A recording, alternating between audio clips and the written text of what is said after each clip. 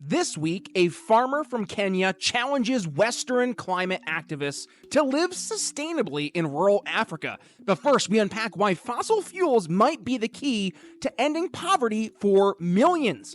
Is it possible that just stop oil could mean just stop progress for an entire continent? You don't want to miss it.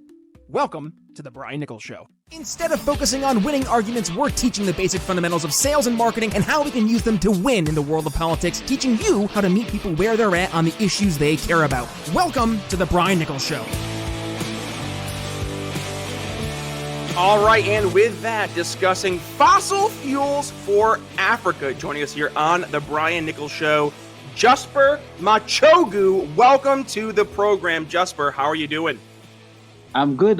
Thank you for hosting me. Very, very much excited for this conversation.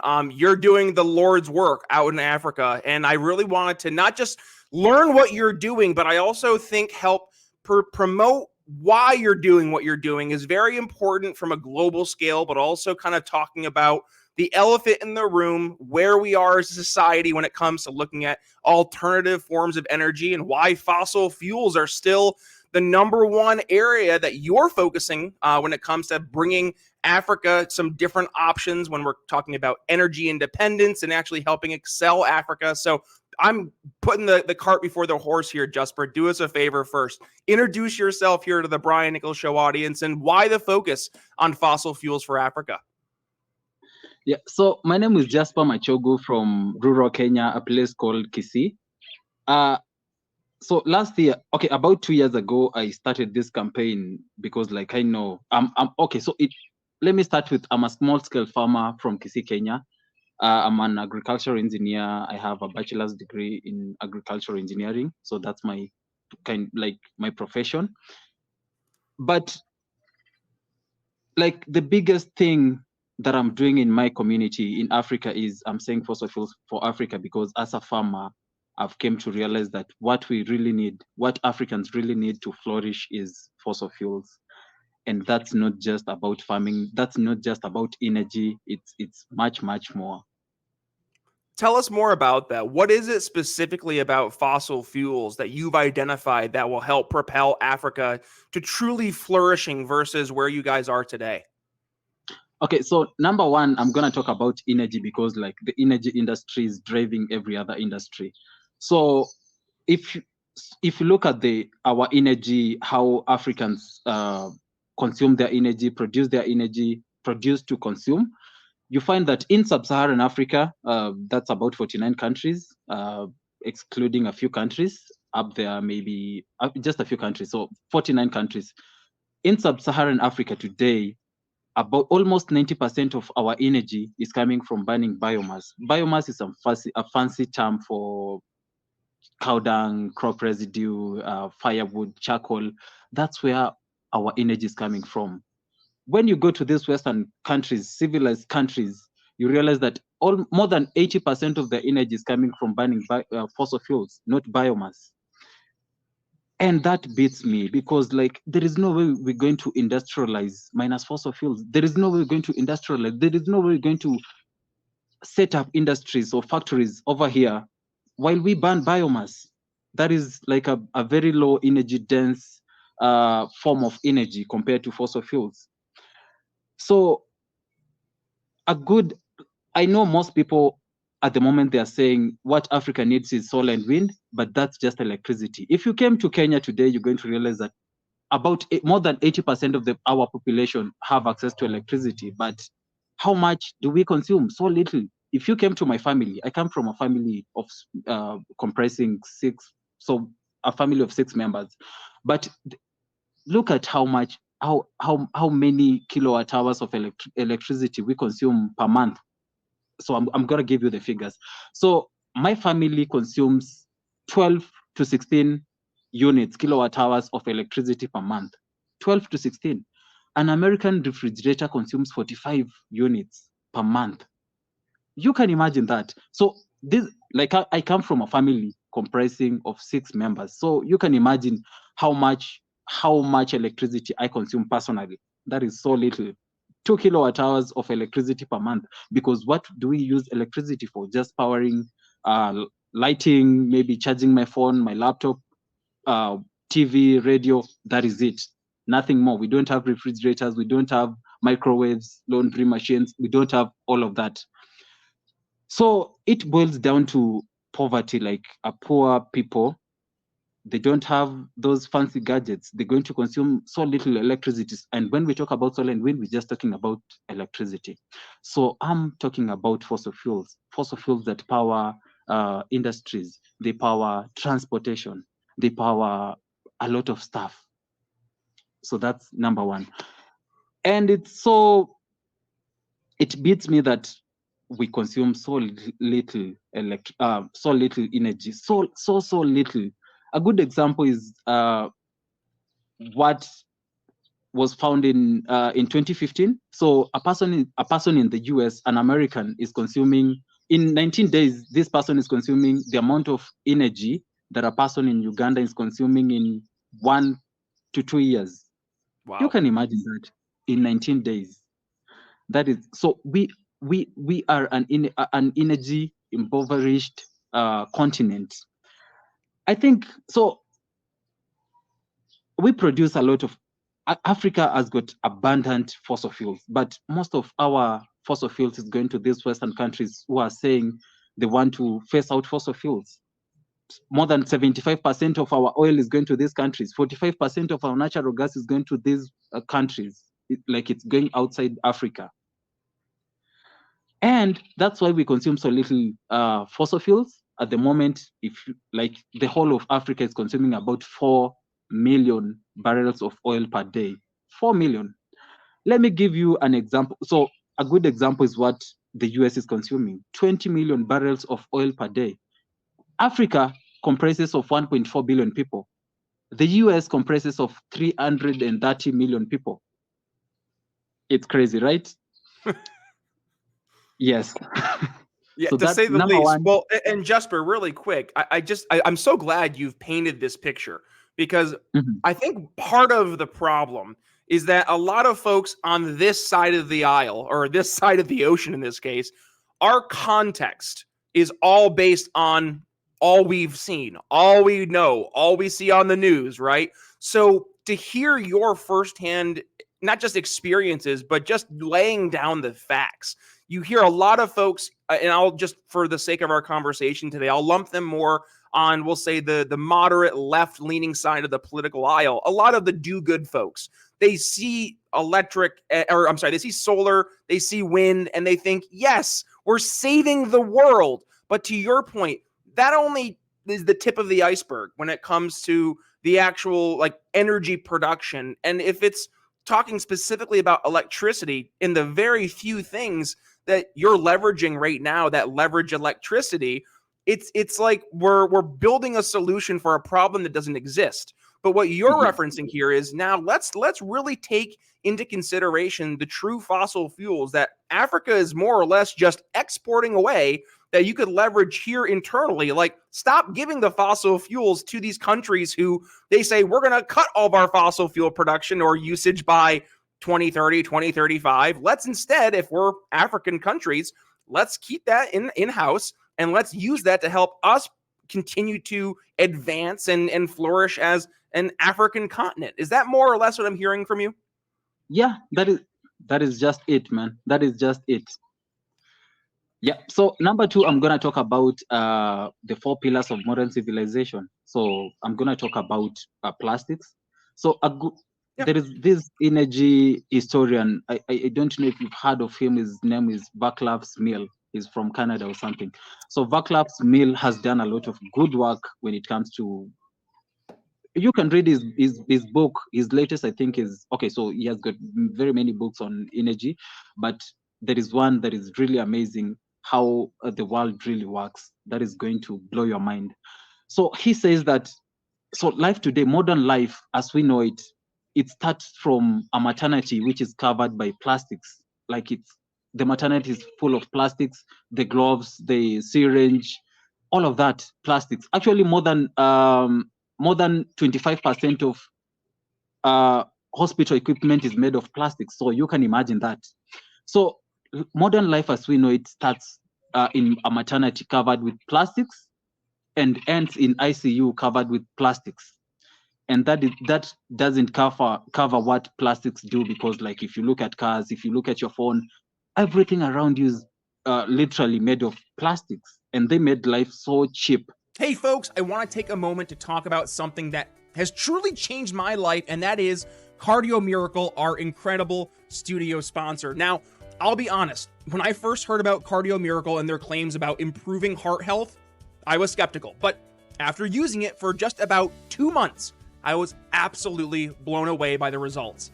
First, my blood pressure went from being consistently around 140/90 to a much more healthier and manageable 120/80, and my resting heart rate dropped from the low 70s to the high 50s, and I couldn't believe it. But the benefits didn't stop there. I started sleeping better, and I felt more energized at the gym, and my heart felt the best it's felt in years.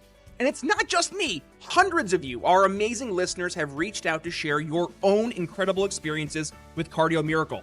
So, what is Cardio Miracle, and how does it work?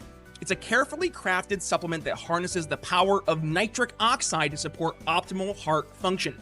So, by increasing nitric oxide levels in your blood, Cardio Miracle helps relax your blood vessels, improve circulation, and it protects your heart from damage. It's like giving your heart the support it needs to function at its best.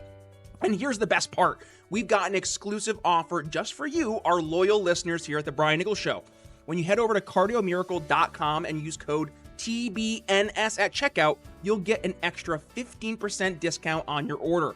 Plus, with their 100% money-back guarantee, you've got nothing to lose and everything to gain. So, if you're ready to take control of your heart health and experience the life-changing benefits of Cardio Miracle for yourself, just click the link in the show notes or video description. Trust me, your heart will thank you. And don't wait another day to prioritize your health. Join the tens of thousands of folks who have already discovered the Cardio Miracle difference. Head to cardiomiracle.com now and use code TBNS for 15% off your order. Your journey to a happier and healthier heart starts today. And now, let's get back to the show. That's why, like, if you came to Africa, if you came to my community, you're going to see kids wearing $1 shoes to school. The cheap plastic shoes that come from China. The plastics really do amazing work over here. So that is number one, the 4 pillars of modern civilization. Number 2, I'm going to talk about steel, and number 3, cement. So we can't have modern structures, modern housing minus steel, the rubber, and minus cement. All of that depends on fossil fuels. Plastics are also from fossil fuels. So we really, really need that. Like, we can't have a construction, you can't have roads.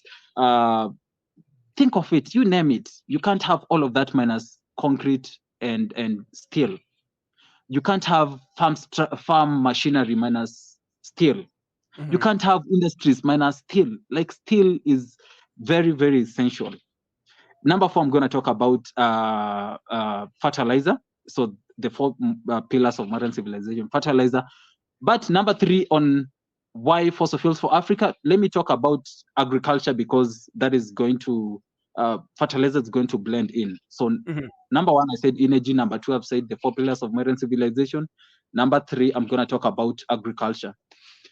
So today, about 60, okay, so let me put it like this.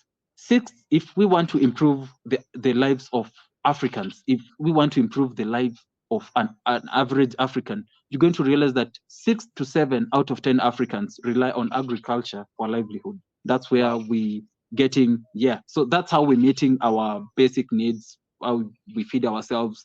That's literally how we earn a livelihood. 6 to 7. So how do we improve agriculture? We need farm machines. So it beats me that at the moment, farm mechanization in Africa is very low. It's at 2 to 4%. So think of it like this. If you went to my social media, especially on Twitter, I always post stuff because, like, I'm a farmer. So I'm going to the farm, I'm digging stuff up, I'm weeding our farm, I'm using a hoe. My mom is maybe weeding our finger millet from 8 in the morning to maybe 5 in the evening, depending with the weather. Like, if it rained, she's going to go home early. And that is how about more than 95% of my community earn a livelihood. Like people toiling, man, from 8 in the morning to 5 in the evening every day, from Monday to Friday to maybe minus the weekend. So farm mechanization has really improved agriculture. Like if you can't have modern agriculture minus farm mechanization. And those machines, as I said earlier, they're made up of steel. But these machines can't be powered by solar and wind. They can't be powered by electricity. You can't power these machines using batteries. It's impossible. The only way you can power these machines is by using an energy dense fuel, which is diesel. You just can't. So farm mechanization in Africa at 2 to 4% at the moment. If you go to India, it's about 45%. If you go to China, 75%. If you go to the US, 95%. So literally, tractors, the farm machines, combine harvesters, name them, they are feeding you guys. But in Africa, I have to depend on my muscle. I have to use my muscle. I have to eat and go to the farm and toil from morning to evening to earn a livelihood, to feed ourselves. Hey, Jasper, really quick, I do have a question to that. And this kind of goes to an economic question I have. We talk about in economics, supply, demand, incentive structures. Just based on what you're outlining, there is 1000% a demand from Africans across the board for these resources, right? For better farming tools, for actually advancing agriculture. My question then comes up, where are the companies filling that void? Where are they seeing there's a demand and bringing their solutions, bringing their products to Africa?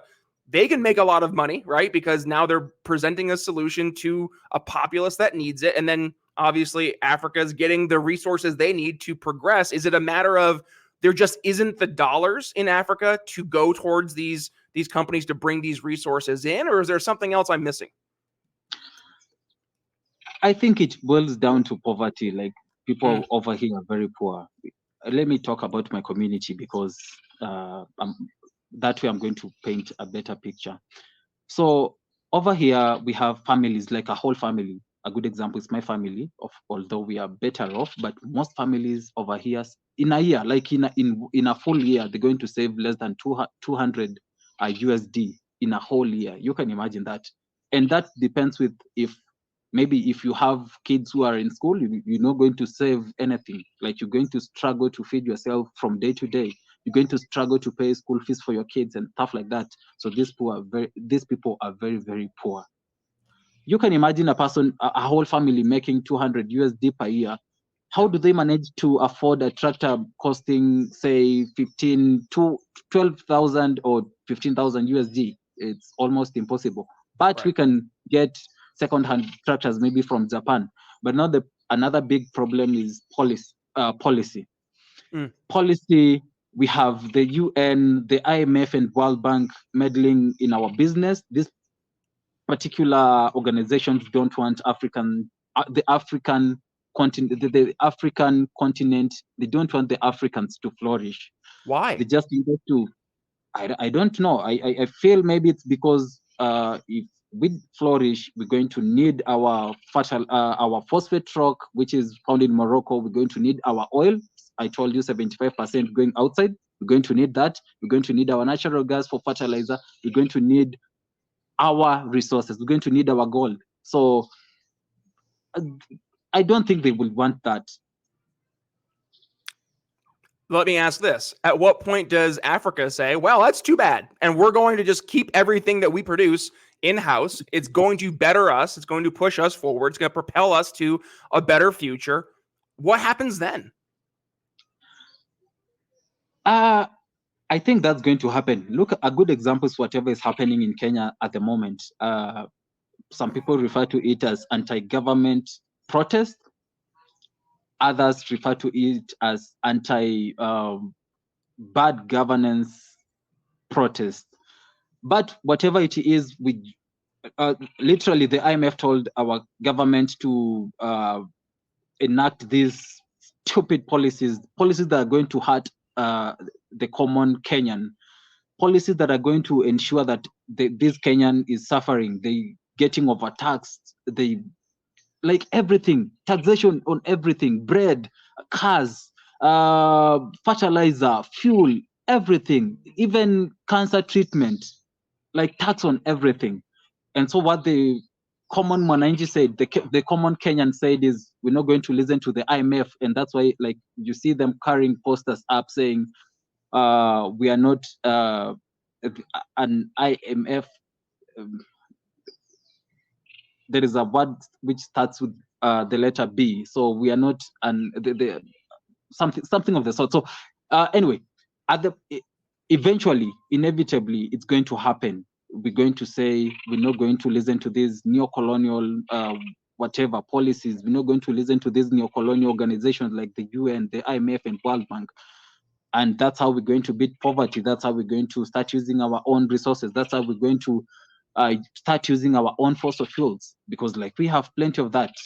Well, and Jasper, this kind of goes to something we've been talking about here in America, and this is more from our political perspective, that we see a lot of bad things happening in America, and one recurring theme is you got to be the change you want to see, because nobody's coming to save you. And I love that you're highlighting that right now. It seems like a lot of Africans are waking up to the reality that nobody's coming to save you. You have to be the ones to save yourselves. And that starts with saying, no, we don't want our resources leaving our country, leaving our continent, and going and empowering other first world countries to take what they've already built and progress further. How about this? We're going to take our countries, our continent that has been very much impoverished, very much held back. Instead, we're going to start focusing on ourselves first. And I mean, at the end of the day, Jasper, is that not the best plan of attack? Because if you're able to motivate your communities to see a better path forward, excluding all the other white noise, the IMF, the World Banks, all those other folks, now you can instead just start to mobilize the folks who not only really care about this stuff, but the folks who this is going to impact the most. Yeah, that's already happening. My Twitter space is growing. Like I see Kenyans following me, other Africans following me, maybe sending me texts, telling me whatever I'm saying is how every other African should be saying it. Like, we need our own resources. Why can't we use our own resources to develop our economies? So that is a good thing. Yeah, let me continue talking about agriculture. Yeah.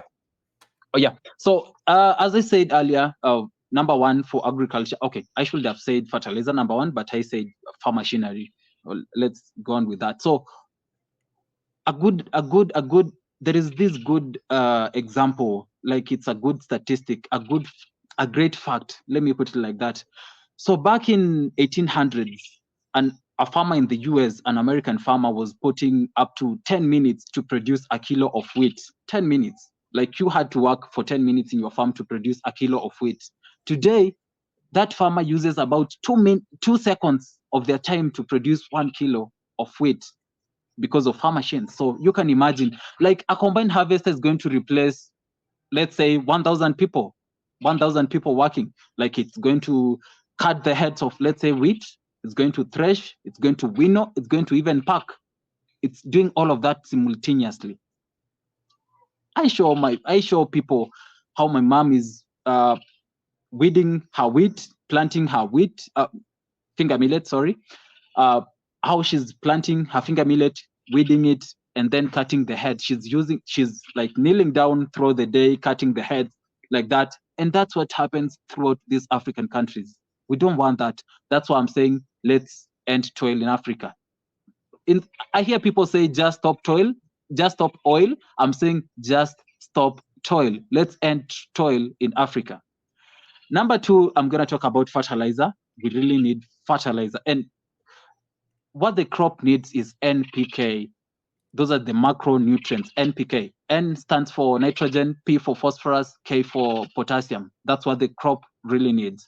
So how you do that? People say organic farming. I hear people say, why can't we use farmyard manure? Why can't we use cow dung manure? And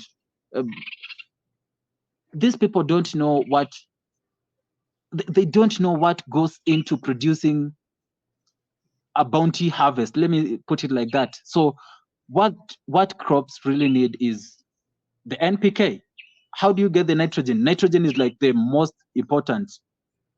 How do you get the nitrogen? You need the nitrogenous fertilizers. Nitrogenous fertilizers from natural gas. That's how the nitrogenous fertilizers are made. You need natural gas, which is a fossil fuel. And that's going to improve it's going to transform how much we produce at the moment. So let me talk about urea. Urea has got a nitrogen content of 46%. You can't compare that to cow dung. Well decomposed cow dung has got a nitrogenous content of 4% at best, 4% compared to 46%. So at the end of the day, you realize that what you need. So if I want to fertilize my crop, let's say 1 hectare of land, I need 100 kilos of urea. That's what I need from urea. Mm-hmm. But if I had to substitute the urea for well decomposed cow dung, I'm going to need 10 to 30 tons. Where do you get the 10 tons from? Exactly. How do you? It doesn't make sense. So that's why, if you look at how much we produce, a good example is let's talk about corn or maize. We produce 2 tons of corn per hectare. That's the amount of corn that an average farmer in the US was producing in 1800. In 1800, today the American farmer is producing 12 tons of corn per hectare. You can't compare 12 to 2 with 2, yeah? You just can't. So we really need fertilizer, and fertilizer should be number one, because like I have the land already. If I am using so little, we are using so little fertilizer. We're using 20 to 40 kilos of fertilizer per hectare in Africa on average. You can't compare that to, let's say, in the US, they're using a farmer is using 100 kilos of fertilizer per hectare. In Europe, green Europe, they're using about 170 kilos of fertilizer per hectare. India is using 250 kilos. China is using 360 kilos of fertilizer per hectare compared to 20 kilos of fertilizer per hectare in Africa. That is very low. If we want to improve the lives, 6 to 7 out of 10 lives of these Africans, what we just need to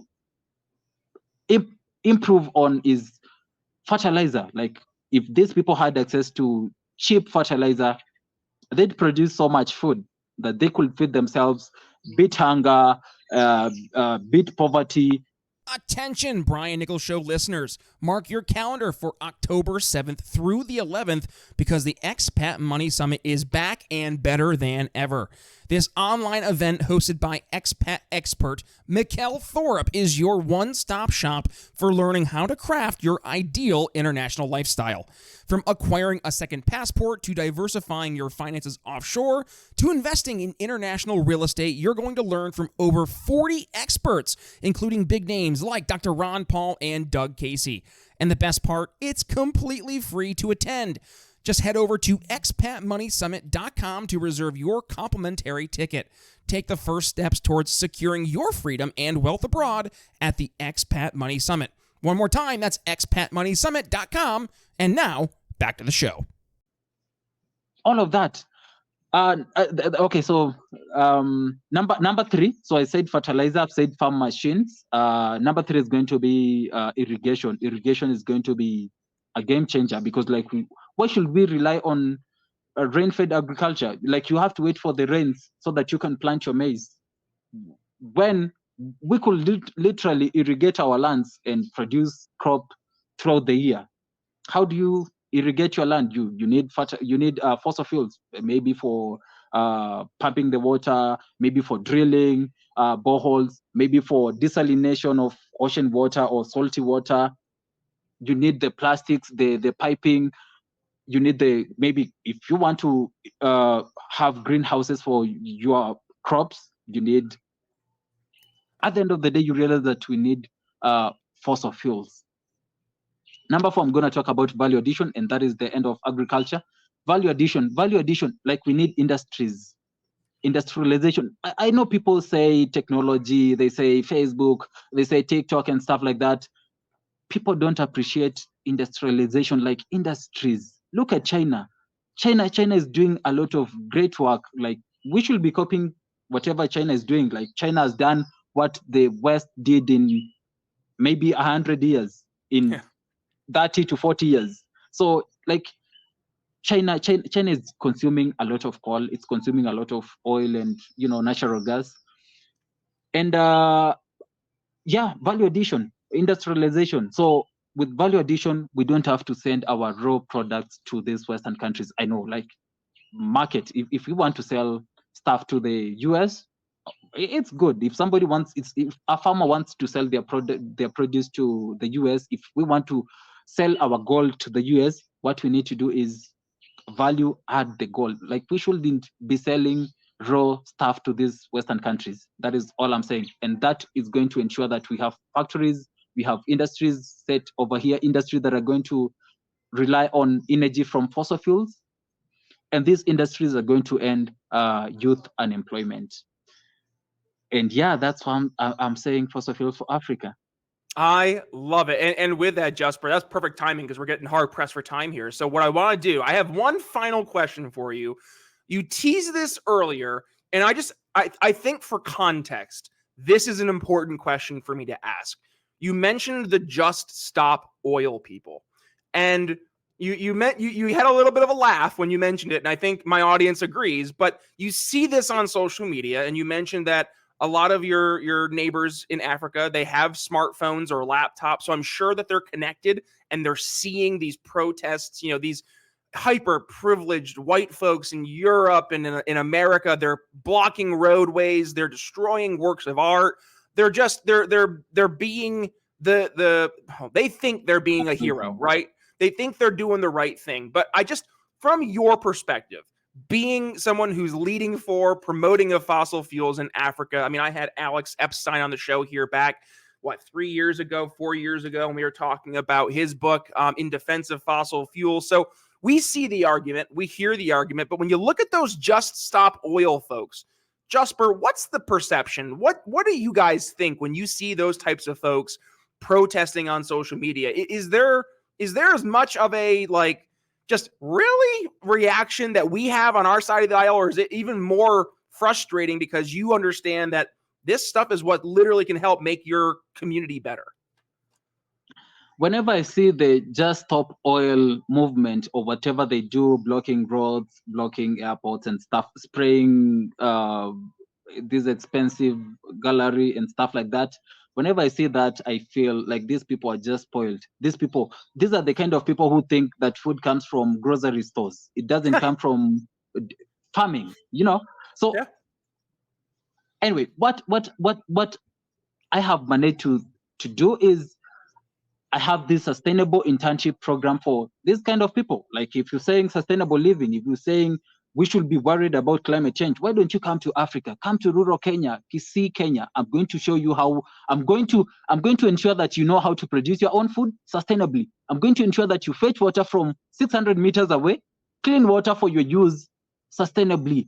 I'm going to ensure that you know how to fetch firewood from underneath trees.